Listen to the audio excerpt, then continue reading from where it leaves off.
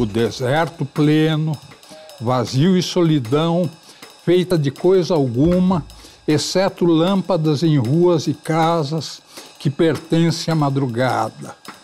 É quando delas se desprendem sombras mais negras e auras mais luminosas. É quando os sonhos dos moradores dessas casas, profundamente adormecidas, ganham vida própria e saem às ruas. Invisíveis sombras de sonhos, percebidas só por mim, a circular por ruas e suas calçadas, por quintais e jardins das casas. Quantas vezes, tomado pelo torpor das extenuantes viagens de volta, já passei por essas sombras e auras de sonhos na hora mais adormecida e também a mais lúcida dentre todas, quando eu sou o fantasma.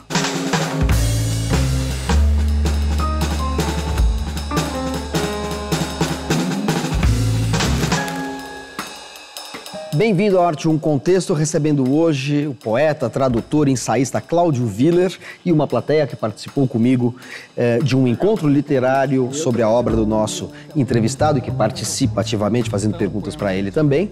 Se você quiser participar desses encontros literários do Arte Um Contexto, que tem patrocínio do Governo Federal e da Caixa Cultural, é só escrever para arte1@band.com.br. Vai ser um prazer ter você aqui.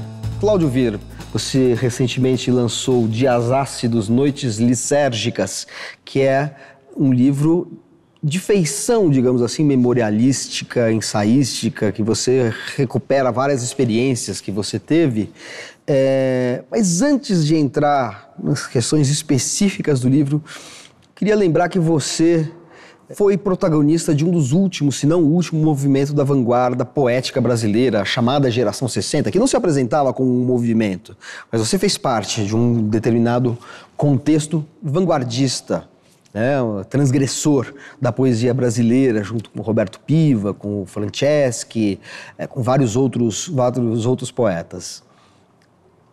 Acabou o ímpeto vanguardista e transgressor na literatura e na poesia brasileira ou mesmo internacional? Para onde foi isso? Como é que você vê esse panorama? Acho que dificilmente. Aquele movimento da década de 60 teve de tudo. Um polo mais conservador, até tradicionalista, e um polo da ruptura, do qual tive a satisfação de fazer parte, né?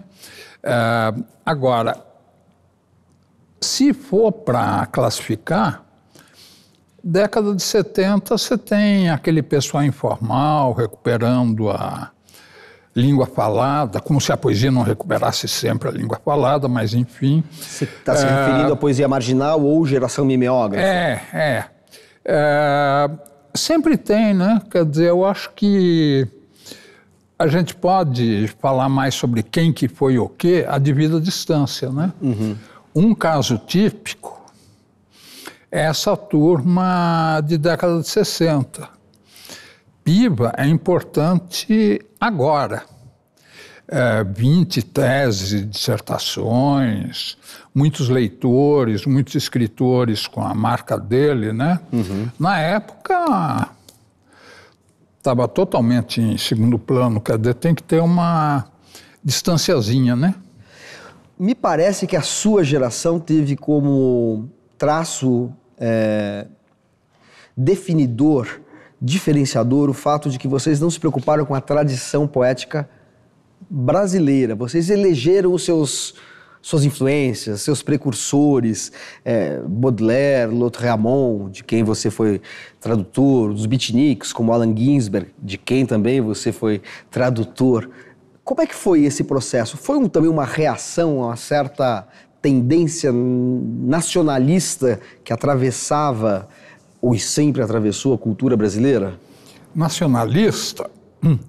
Na época, eu diria mais horror nacional populista. Uhum. Quer dizer, ortodoxia mesmo, né? Que gente boa, como Ferreira Goulart, depois reviu essas posições, né? Mas, pô, um saco, né? Fica mimetizando o Cantador do Sertão, pô. São ótimos, mas Uma coisa é uma, outra é outra, né? Agora, o que acontece é o seguinte, o Brasil, enquanto isso, modernizou. Meio, né? Às vezes moderniza... Mas, de qualquer maneira, você é contemporâneo do surto de urbanização violento do Brasil, né?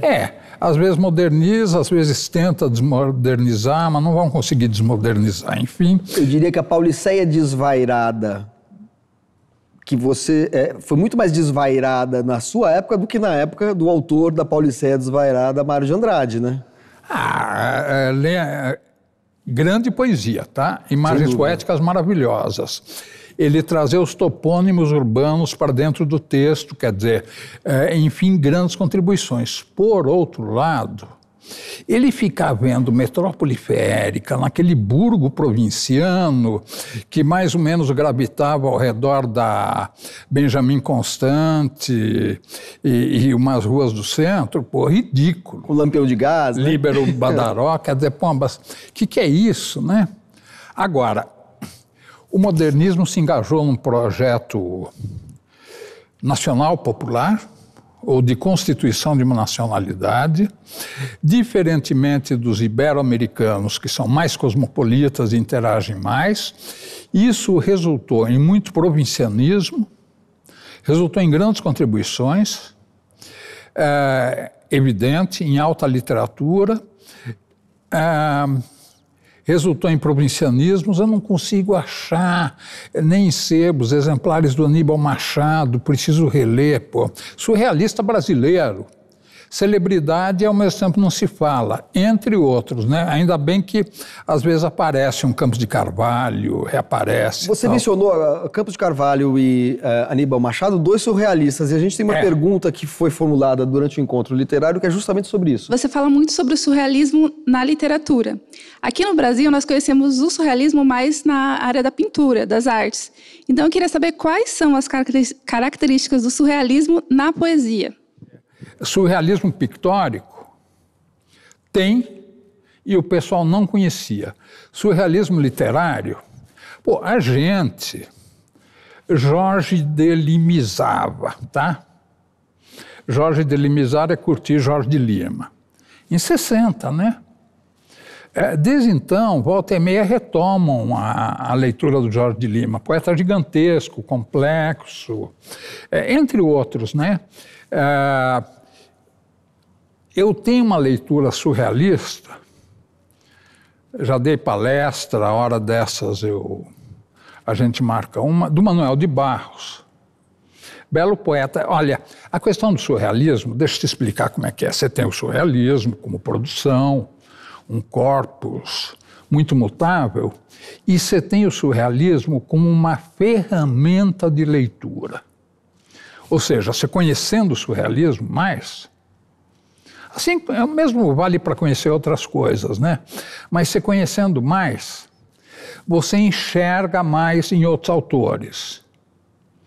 Tem autores, talvez por terem um ego descomedido ou por razões justas, sei lá, que ficam clamando que não são surrealistas, entre outros um dos maiores poetas da língua portuguesa do século XX, Herberto Helder, poetaço, né? Só que, você conhecendo o surrealismo, além de ver a quantidade de intertexto, de alusões que tem no Helder, você enxerga mais. Entende? Quer dizer, o meu interesse em surrealismo é mais por aí. Breton dizia que surrealismo é mais realidade. Entende? Quer dizer, então, em que medida o surrealismo, assim como uma série de outras manifestações e produções simbólicas, te ajudam a ver mais, ou a tirar mais sentido da leitura. Você falou de uma série de autores que eu acho que de alguma maneira estão presentes na sua obra, e a gente tem uma pergunta da plateia também sobre questões de influências. Sabemos que você é formado em psicologia. O que te levou à literatura e se a psicologia teve alguma influência sobre isso? São coisas paralelas. Eu me inscrevi, me matriculei, entrei na psicologia e na sociologia, porque como vocação familiar, isso eu comento aqui nesse livro, eu estava direcionado para engenharia. Isso assim como tem famílias que todo mundo vai para direito, tem famílias que todo mundo vai para engenharia, quer dizer, felizmente no ambiente liberal, né? Aí eu desguiei, na hora de inscrevi na psicologia e sociologia. Por quê? Porque eu estava interessado em gente. Entende? Quer dizer, simbolicamente eu estava interessado em seres humanos.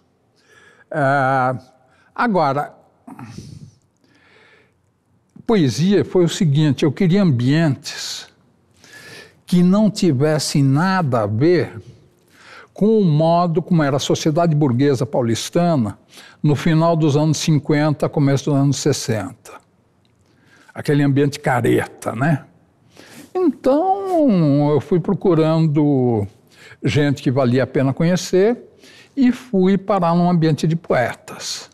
Mas um ambiente que, sendo de poetas e outros artistas, era mais arejado, menos careta.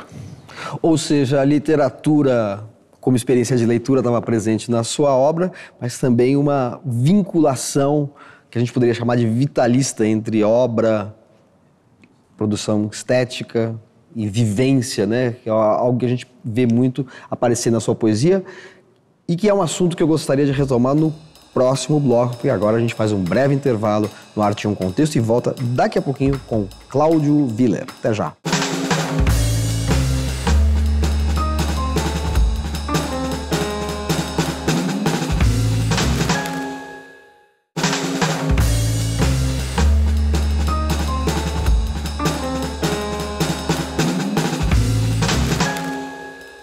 O Arte em um Contexto está de volta, recebendo hoje o poeta Cláudio Willer. Willer, vamos falar um pouquinho do seu mais recente livro, Dias Ácidos, Noites Lisérgicas. Não é um livro sobre poesia ou de poesia, mas que contém poesia. O que é esse livro? Olha, teve muita coisa que eu fui anotando em cadernos ao longo do tempo e que eu achei que valia a pena conservar. Algo com jeito de crônica, relato de sonho e tal. Aí eu fui acrescentando e tal, e eu acho que ficou consistente como livro. Ficou um livro provocativo. Provocativo e um livro que tem narrativas de experiências transgressoras, com experiências lisérgicas, né? Você recapitula muito da sua vivência, do turbilhão de vida que você teve com seus interlocutores, com seus amigos, com poetas que participaram da formação da sua própria poética, né?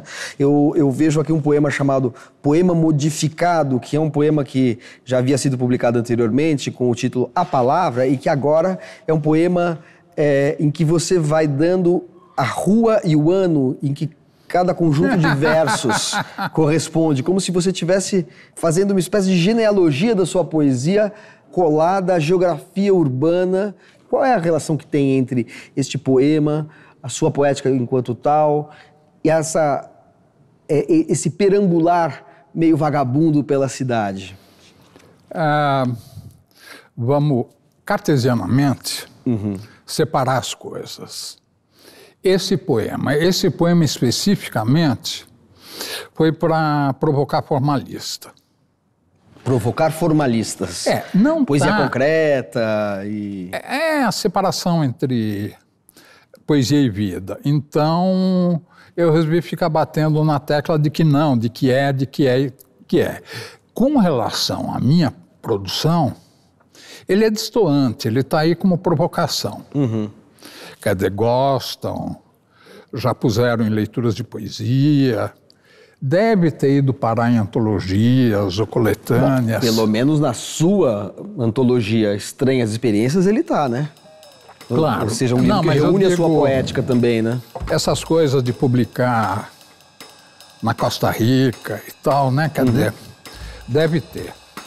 Agora, é destoante, quer dizer, a minha dicção mais costumeira é um pouco mais efusiva, mais lírica, mais imagética, mais cifrada, né?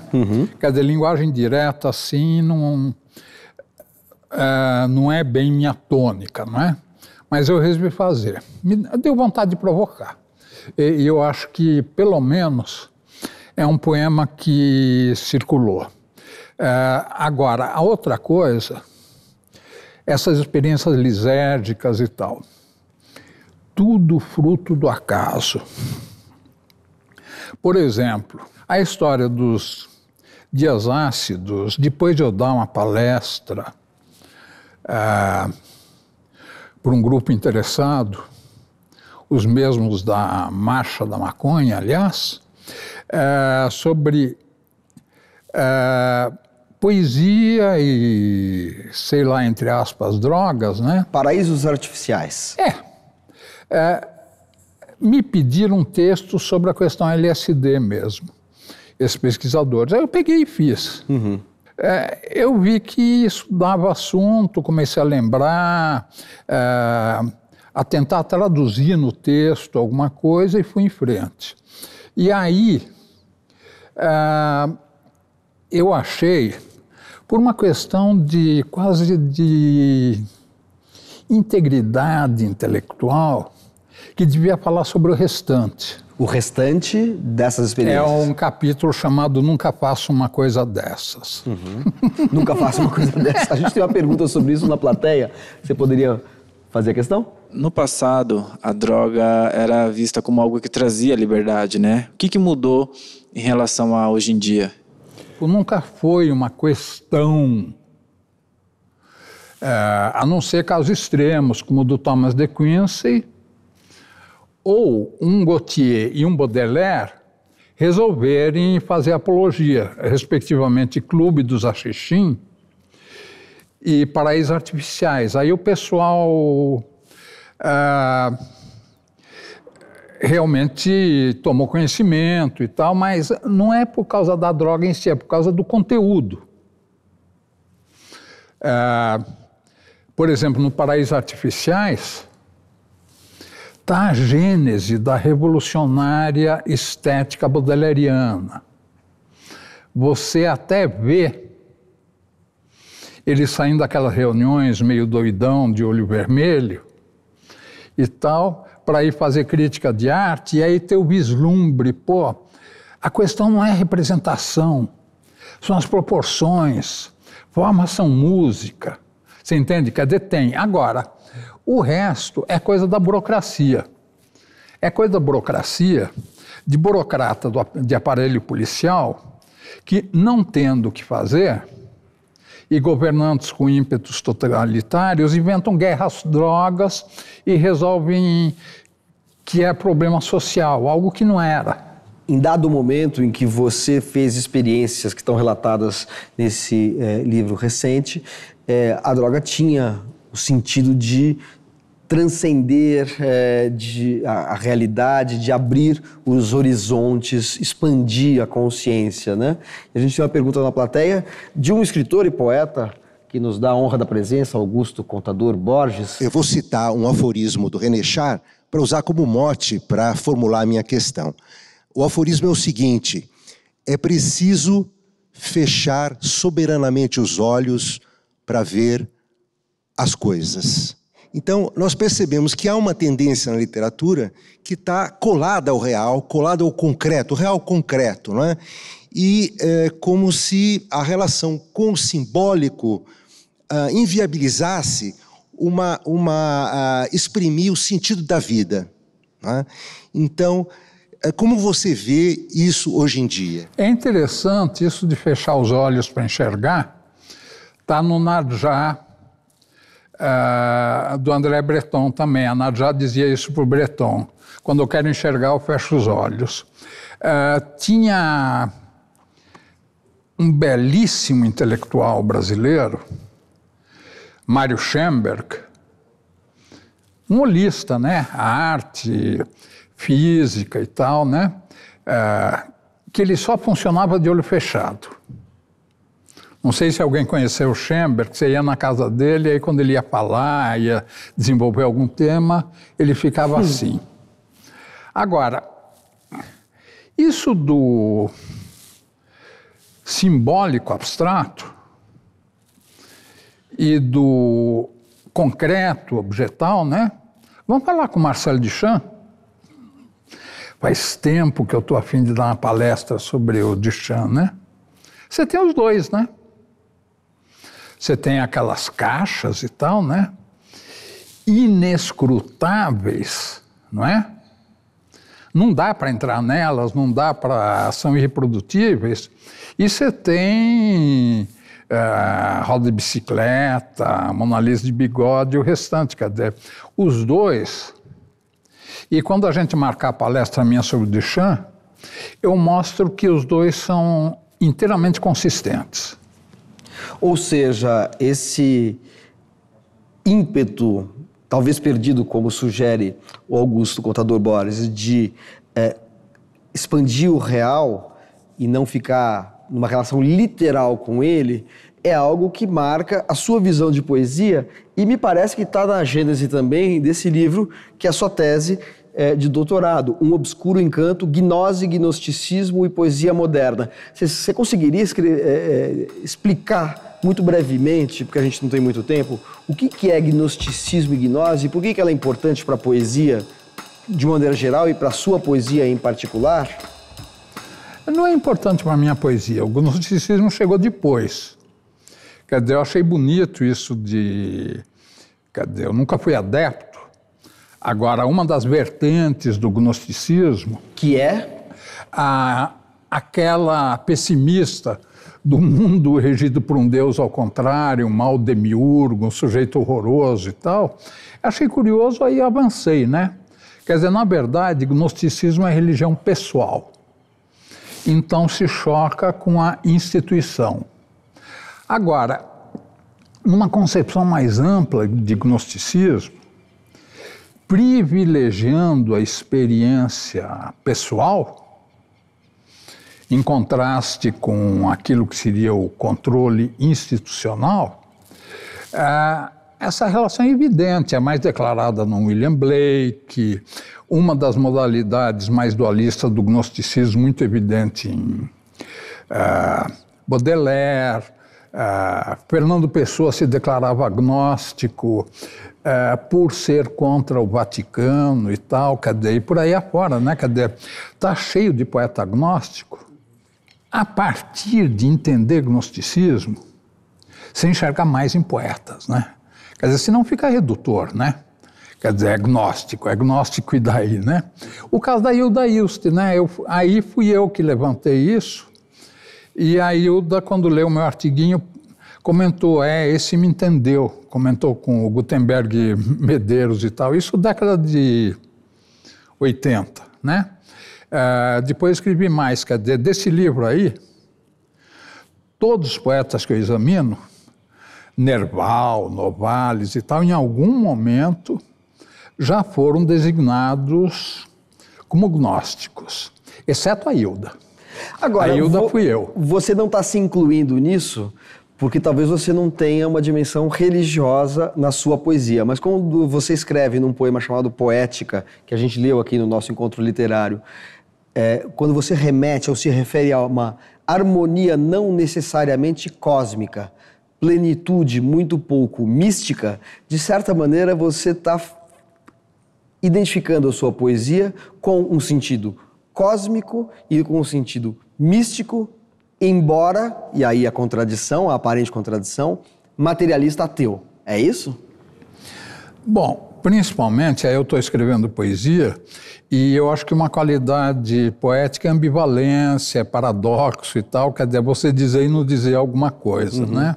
Eu estou com vontade de pegar o Walt Whitman, sublime, cósmico, né? Quer dizer, tem trechos que é o Corpus Hermeticum, sem tirar nem pôr, e eu sei de que tradição isso veio até o Whitman.